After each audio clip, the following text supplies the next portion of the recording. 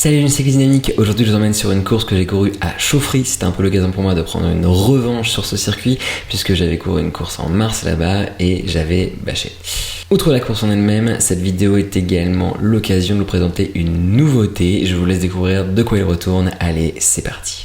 Alors, je vous emmène découvrir le parcours de la course de Chauffry, celle que l'on va voir aujourd'hui. C'est un parcours dit sélectif de près de 10 km avec deux bosses successives, on les voit très très bien sur le profil en haut à gauche de l'écran. Une bosse ici, une deuxième bosse plus longue ensuite.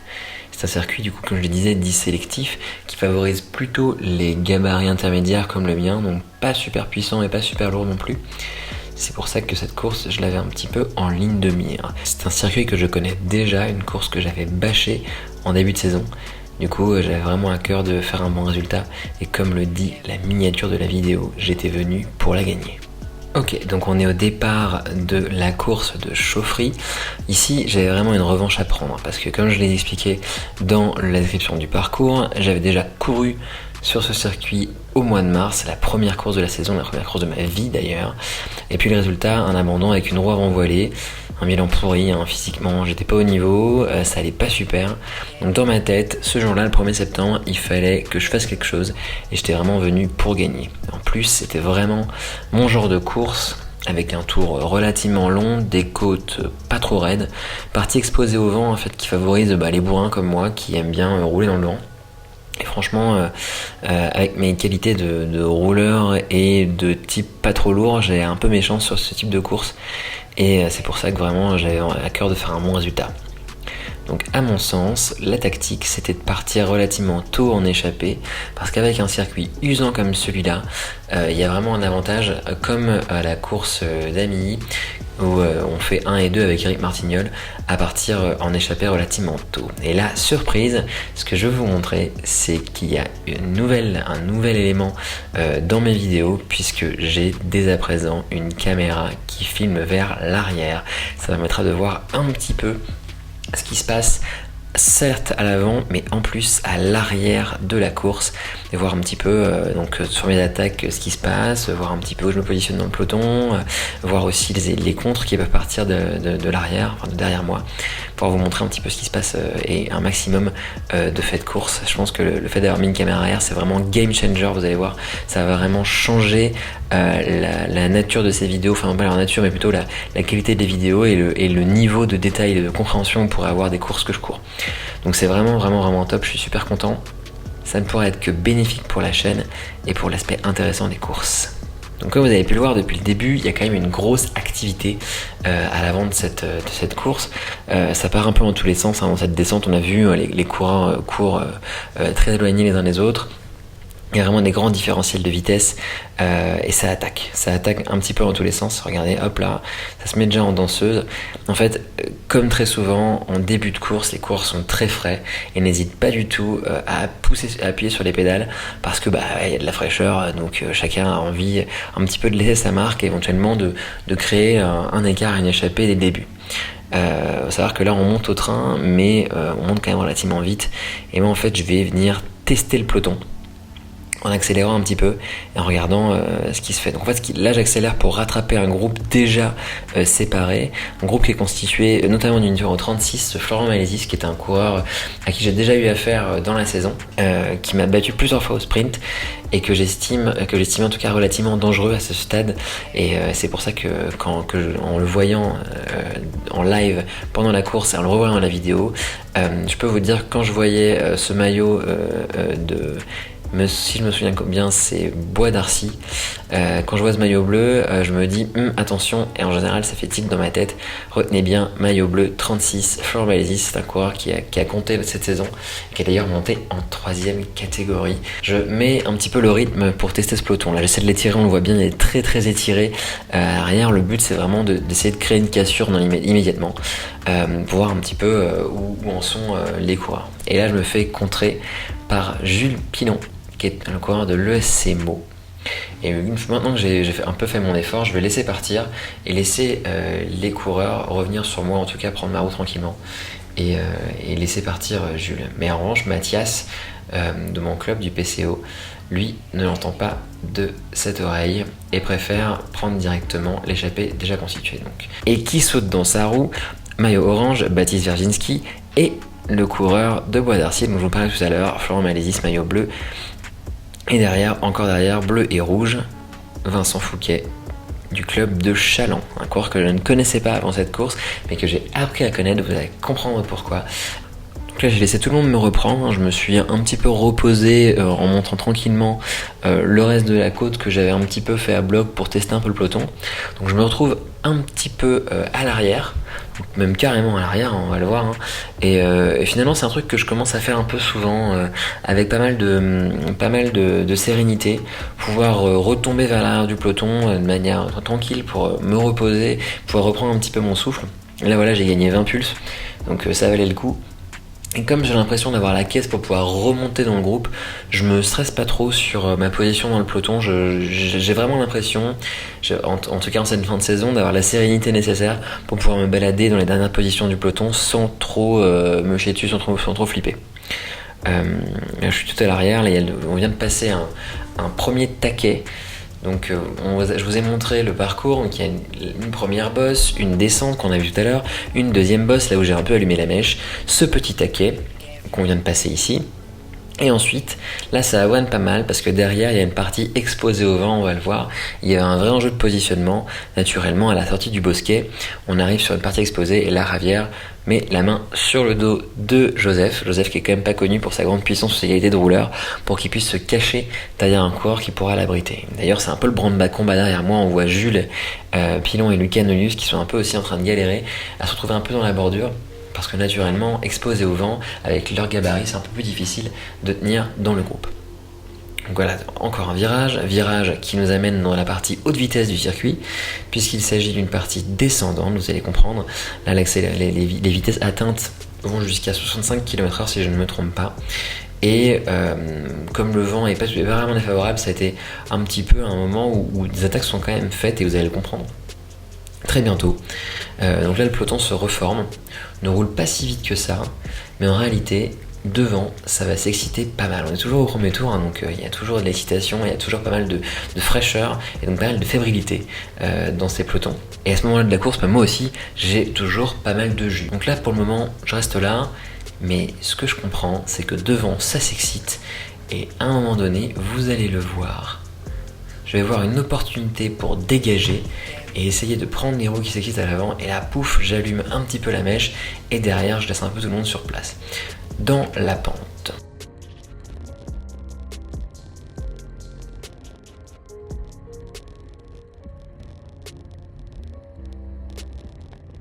Ce qui est dommage, c'est que le groupe que je récupère, il est un peu en train de pas vraiment de pédaler en fait, malheureusement, il n'est pas vraiment en train d'essayer de creuser un écart. J'arrive un petit peu à fond, on est un peu rejoint par tout le monde, parce que dans une descente, c'est assez facile de rattraper un fuyard. Mais vous le voyez, ce qui est drôle, c'est qu'il y a toujours les mêmes acteurs à l'avant. On l'a vu tout à l'heure, on l'a vu en maillot orange de Bois-Saint-Denis, Baptiste Wierzbicki, on le voit encore à l'écran.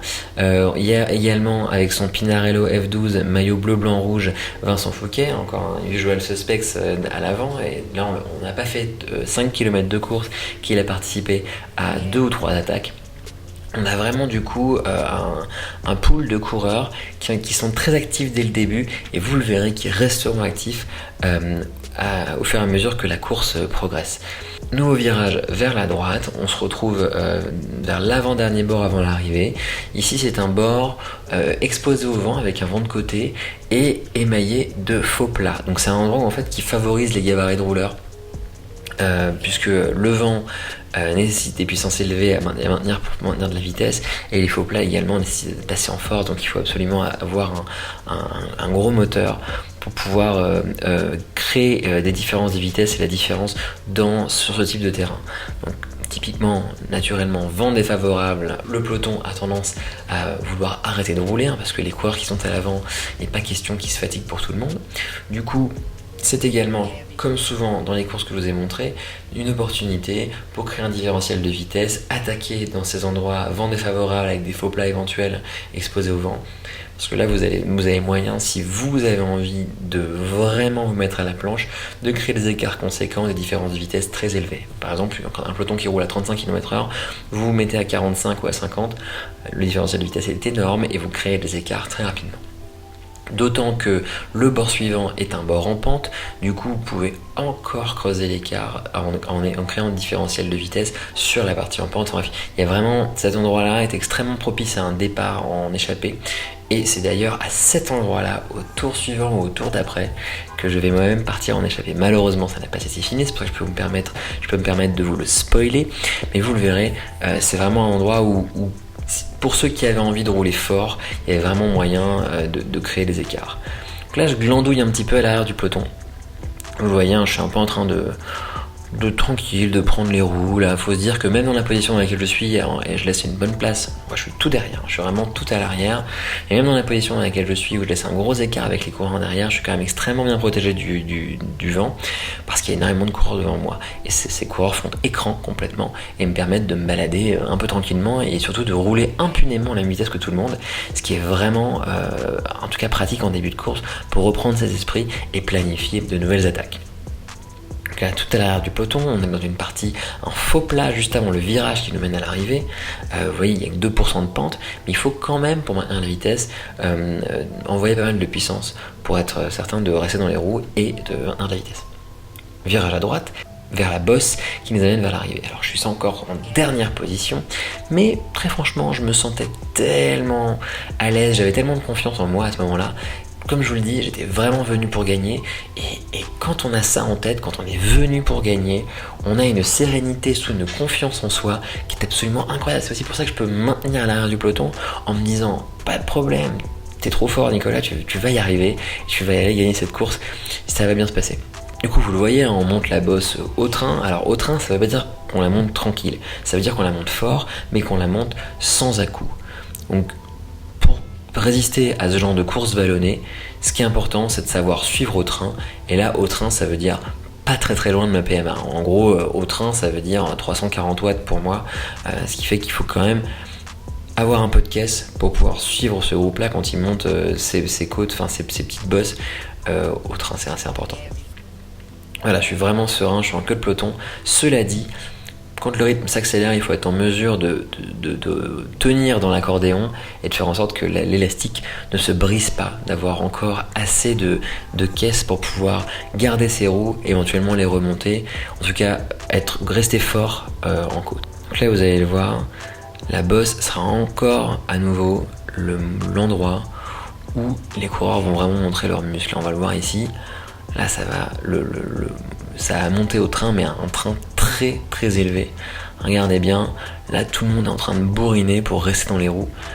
C'est vraiment, il fallait quand même en avoir pour pouvoir tenir là-dedans, parce que les moments où il y avait un à-coup, il fallait quand même être en mesure de rester dedans et de pas se faire décrocher. J'aime beaucoup les virages avec les grandes courbes comme ça. Ça permet de vraiment voir ce qui se passe à l'avant et à l'arrière de la course, de pouvoir avoir un œil sur tout, ce que je trouve vraiment vraiment pratique, en plus d'être super joli. J'aime beaucoup voir serpenter le peloton comme ça, je trouve ça vraiment vraiment très sympa. Enfin, ça fait partie des kiffs du vélo et de rouler en groupe. C'est vraiment super cool de voir serpenter les coureurs, on se sent vraiment au top. Boum, nous voilà télétransportés au 29e kilomètre, et regardez, je suis tout seul avec Vincent, le coureur au maillot bleu blanc rouge, j'en parlais tout à l'heure, avec le Pinarello F12, qui faisait d'ailleurs un bruit magnifique quand je roulais avec lui. Vraiment, c'est une machine absolument incroyable. Et donc là, c'est l'occasion de pouvoir vous parler d'un truc que je vous ai encore jamais montré, il me semble, qui est l'échappée à deux. Alors, comment diable est-ce qu'on court une échappée à deux? Alors, une échappée simple, c'est tout simple. Vous bourrez aussi fort que possible tout seul, sans vous cramer avant d'arriver sur la ligne. Et là, à deux, c'est un petit peu plus technique. C'est-à-dire que vous allez vous partager des relais qui sont plus ou moins longs. Et donc, le but, c'est de prendre un minimum de repos dans la roue de votre camarade et ensuite de lui prendre un relais pour que lui se repose. Et là, à la différence des relais à plusieurs qui sont des relais rapides, vous prenez des relais qui vont à peine vous laisser le temps de forcer à l'avant du groupe. Là, quand on est en échappée à deux, c'est parfois difficile de maintenir un relais permanent. parfois difficile, surtout au niveau du repos que vous avez besoin de prendre, de maintenir une rotation permanente. Du coup, on va prendre des relais un poil plus longs qui vont être aux alentours de 30 secondes. Vraiment juste de quoi pouvoir relâcher un peu la pression, être un petit peu moins en prise dans la roue du camarade et ensuite lui prendre un relais pour que lui puisse à son tour se reposer. Donc c'est vraiment une technique un petit peu différente, mais très sympa aussi à exécuter parce que là quand on est en échappée à deux, qui plus est au 30e kilomètre, c'est vraiment un jeu de mental parce que la course en fait 75, donc ce qui veut dire qu'à ce stade on est 2 et il reste encore 45 km à parcourir, sachant que on sait pertinemment, lui et moi, qu'il y a de fortes chances pour que cette échappée n'aille pas au bout dans cette configuration. Et pourtant, il faut quand même appuyer fort sur les pédales pour pouvoir creuser cet écart et faire en sorte de rester au large. À ce stade de la course, me semble-t-il, on avait quelque chose comme 1 minute d'écart avec le peloton, pas grand chose de plus. Et je me disais dans mon fort intérieur, mais c'est trop tôt, on n'y arrivera jamais. Donc là vous le voyez, le principe du relais à 2, je reste dans la roue du camarade un petit peu en dessous de ma FTP, et quand je prends mon relais, je prends un relais pas très loin de la PMA. Donc en fait, il faut vraiment se mettre dans le rouge pendant son relais, et puis essayer de récupérer sous FTP après le relais. La flûte, en regardant derrière lui, en regardant derrière nous, il a perdu ma roue, donc là il doit faire un effort supplémentaire pour la récupérer. Donc, comme je vous l'ai dit, du coup, prise de relais aux alentours de PMA, ensuite vous établissez un bon rythme un peu au-dessus de la FTP, et quand vous restez dans la roue du camarade, vous récupérez un petit peu en deçà de la FTP. En général ça se fait naturellement, mais globalement quand on regarde cette prise de relais à 2, on se rend compte que c'est comme ça un peu que se formule cette échappée en duo. Problème, les bosses. Les problèmes des bosses, c'est que c'est difficile de prendre des relais dans les bosses à moins de le lâcher de manière ostensible entre guillemets. Le problème c'est que si vous lâchez la pression, vous relâchez l'effort, vous faites ralentir le groupe, faites ralentir votre groupe de 2. Du coup, dans les bosses, il faut absolument que les relais soient tenus de manière à ce que la vitesse soit maintenue, ultra important. Donc là, on savait tous les deux qu'on allait partir à la guerre, du coup on fait péter les gels. On voit mon ombre qui boit un gel. Il me semble que Vincent lui a décidé de boire un petit peu de sa boisson. On savait qu'on allait partir à la guerre, et à ce moment-là, il me semble que Vincent avait dit juste avant la bosse, t'inquiète, ils vont nous récupérer dans la bosse. Sauf qu'ils nous récupèrent toujours pas, et on était là, ça faisait longtemps qu'on était en échappée à 2. Me semble-t-il qu'on fait 2 tours seuls à 2, 2 tours en échappée. Et nous sommes à ce stade poursuivis, on le voit à l'écran, poursuivis par un groupe de contre constitué de 4 coureurs. Alors à ce stade, je ne savais pas vraiment qu'il y en avait 4, je savais qu'il y avait un groupe de contre. Et ce groupe de contre, on l'attendait un petit peu comme le Messi, quoi. Vraiment, on pensait qu'ils allaient rentrer sur le tour précédent, ils n'arrivaient toujours pas, mais ils sont vraiment priés, le groupe de contre. Peut-être parce que l'entente n'est pas excellente, peut-être parce qu'ils préfèrent nous faire souffrir un peu plus longtemps. Là, on les voit bien, ils sont à l'écran, on les voit dans la descente. Quoi qu'il en soit, pour nous, on se tape des heures sup en les attendant, et c'est vraiment dur pour les morales. Bon, là, on les voit, ils sont vraiment tout proches. Et ils paraissent quand même tellement loin, quoi. À ce moment-là, ils ont une quinzaine de secondes de retard sur nous, pas grand-chose, peut-être même 10 secondes de retard sur nous. Et nous, on a réussi à faire de creuser un trou par rapport au peloton qui était aux alentours probablement de la minute ou de la minute 30. À ce moment-là, on le savait pas. Et nous, on gère vraiment notre vie, quoi. Et on voulait se faire récupérer par ce groupe parce que on savait qu'à 6, on pouvait peut-être aller au bout, alors qu'à 2, on aurait vraiment eu du mal. Et là, donc, ça y est, on les voit, ils sont là, ils sont rentrés juste derrière nous. Là, on comprend qu'ils sont là, donc on relâche, Vincent et moi, un peu la pression. Et ce qui est drôle, c'est qu'on va voir arriver, regardez bien, qui est-ce qu'il y a dans le groupe de contre. Florian Mélécis, donc Bois d'Arcy, maillot bleu, et il y a Baptiste Wierzbicki, maillot orange du club de Bois-Saint-Denis, Lucas Nolius, que je connais bien également, qui est un coureur de l'ANI, maillot blanc, et surprise, Édouard Lecomte, coureur du PCO, vraiment super content de l'avoir dans ce compte parce que ça fait 2 coureurs de mon club sur une échappée de 6, ça fait 2 chances de bonne place dans le groupe de 6, ce qui est absolument excellent. Là, on était en passe de faire un excellent résultat. Donc nous revoilà à 15 km de l'arrivée, le groupe a bien coopéré pendant 30 km, et même si on n'avait aucune idée pendant la course, on avait dans les 2 minutes 30 d'avance sur le peloton. Là en réalité, comme dirait Gilles mon coloc, sauf malheur en Malaisie, ça allait le faire pour nous, d'autant que dans le peloton, le PCO était surreprésenté, c'est aussi le cas de l'ANI surreprésenté, le club de Lucas Nolius. Du coup, très franchement, nos chances à ce stade de la course étaient vraiment excellentes pour arriver dans une échappée de 6. En tout cas pour que les 6 d'entre nous fassent le top 6. Seule chose qui restait à savoir, c'est si des coureurs allaient péter dans notre échappée, donc est-ce que tout le monde avait les cannes pour aller au bout, et est-ce que quelqu'un allait tenter de partir, est-ce que quelqu'un allait tenter de se barrer. Alors, quelqu'un, ça pouvait être 1, 2, 3 coureurs qui pouvaient avoir envie du coup d'aller jouer le podium sans les 3 autres, et 2 ou 3 autres. Donc là, on était vraiment dans une position où j'étais en train d'un peu de compter les points. J'étais en train de me dire, bon, Nico, t'es venu pour gagner la course, t'es dans un groupe échappé à 6, à une grosse dizaine de kilomètres de l'arrivée. Est-ce que tu serais pas en train de réaliser un peu ce que tu étais venu faire, quoi? Est-ce que tu n'étais pas en train de t'approcher un peu de ce rêve de victoire, truc que tu essaies de faire depuis tout le temps que tu es en D1? Mais le problème, c'est qu'à ce stade de la course, moi je commence un petit peu à coincer. Là on le voit dans la montée, on n'est pas très très haut au-dessus des 20 km/h. C'est pas facile, j'ai vraiment du mal à mettre de la puissance, c'est pas facile.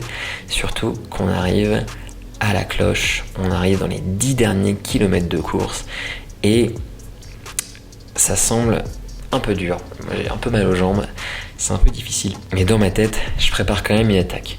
Alors j'avais dit à Edouard que Baptiste, juste devant moi maintenant, là, était particulièrement dangereux dans les 3 derniers kilomètres parce que dans une des courses qu'on a courues cet été, à Saint-Ange-le-Vieil, il était parti dans les 3 derniers et il avait fait la victoire de cette course en s'échappant d'un groupe d'une douzaine d'échappés, me semble-t-il. Donc il avait vraiment fait le gros coup de poker et c'est pour ça que je m'étais dit qu'il fallait absolument qu'on le batte avant parce que j'avais probablement pas la puissance pour faire les 3 derniers, en tout cas mieux que lui. Donc je m'étais dit super dangereux dans les 3 derniers kilomètres. Florent Menezes, maillot bleu, qu'on voit juste devant moi maintenant là, lui c'est un peu un explosif. Il m'a battu au sprint je crois 2 ou 3 fois avant cette course. Du coup je savais qu'il fallait que je fasse quelque chose et que je me casse avant. Du coup là, dans cette côte, dans le dernier tour, je décide de me barrer, donc je place une grosse attaque. Problème, c'est malheureusement Baptiste un cours fort que j'avais dans la roue, et malgré la puissance de l'attaque que je mets à ce moment-là, eh bien ils tiennent tous dans ma roue, ils tiennent vraiment tous. Là on le voit, là je suis en train de tartiner pas mal, donc je me mets un peu dans le rouge, je grille vraiment une cartouche, là je suis vraiment en train de me crever. Et malheureusement, tout le monde tient dans ma roue, Baptiste tient dans ma roue, Edouard tient dans ma roue, Lucas qui lui avait eu un peu de mal dans les parties plates, avait eu un peu de mal dans l'échappée, il prenait un peu moins de relais que tout le monde, même Lucas tient dans ma roue. Du coup, je temporise en me disant, bah ça va pas être maintenant, parce que tout le monde est là, et je me dis, merde, je viens de m'en cramer une, c'est dommage, parce que là, j'avais vraiment envie de me casser dans les 10 derniers kilomètres et de faire le reste tout seul. Mais c'est pas là-dessus que ça marchera. C'est un petit peu dommage.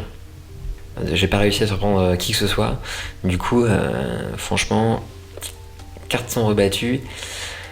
Je redoute un petit peu un contre, je redoute un petit peu la fatigue qui va me prendre et qui va sûrement me faire payer l'effort que j'ai fait pour essayer de décrocher tout le monde. Et là en plus, contre-attaque de Vincent. Vincent qui jaillit de l'arrière et moi je saute immédiatement dans sa roue. Alors, peut-être un truc que j'aurais pas dû faire, peut-être que j'aurais dû laisser les autres coureurs de l'échappée sauter dans sa roue. En tout cas, moi, à ce moment-là, j'avais tellement un mindset focalisé sur la victoire que toutes les attaques, j'allais, quoi qu'il arrive, essayer de les choper. En tout cas, toutes les attaques menées par mes concurrents et non pas par exemple par Edouard, mon camarade de club, j'allais forcément vouloir aller les récupérer. Regarde là par exemple, c'est Baptiste qui me contre sur le dernier taquet. On le voit, il va me passer à droite là. Et là, franchement, ni une ni deux, j'essaie de prendre sa roue en me disant, au pire, c'est lui et moi. Il faut vraiment qu'on essaie. Vraiment, je lâche personne d'une semelle si je veux pouvoir prétendre à une victoire quelconque. Donc là, il se retourne. Derrière nous, là, on est un groupe de 3 détachés, Baptiste, Vincent et moi. Et là, on essaie quand même d'entartiner encore une fois pour essayer de décrocher et de vraiment faire péter l'élastique. Mais malheureusement, encore une fois, tout le monde arrive à rester groupé. Et ce n'est que partie remise. On est à nouveau un groupe de 6. qu'on temporise.